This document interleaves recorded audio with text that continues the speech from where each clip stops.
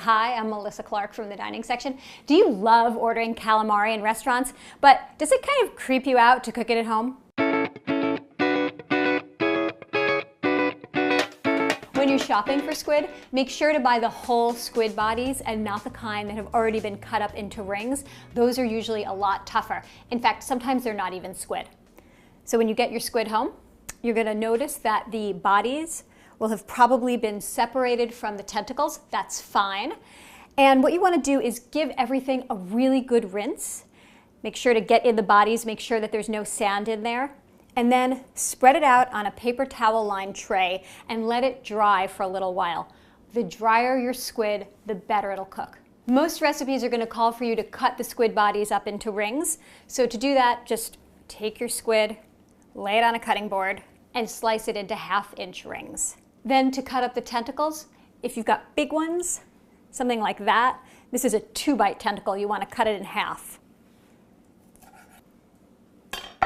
Then if there's also some small tentacles in the mix, you can just leave them as is. You don't have to do anything to them. So when you've got your squid all cut up, just pat it super dry with a paper towel. Like I said, the drier your squid, the faster and better it will cook. Get your pan really hot. Let the flame just sit under it for about 2 minutes. Add your oil, just a thin layer on the bottom of the pan.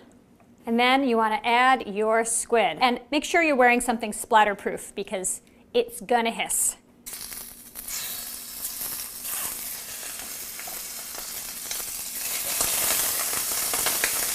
Careful not to overcrowd your pan. The squid needs room to move around. Now here's the hard part. Once you've got the squid in the pan and you've separated it all out, don't touch it for a full minute. See that nice color on it? That nice color is because the pan was hot enough and you dried the squid really well. If you want to add garlic or chilies to the pan, you can go ahead and add it along with the squid at the same time. The trick to cooking squid is not to overcrowd the pan. You can add a little greenery for color, then serve it to your family and call it calamari.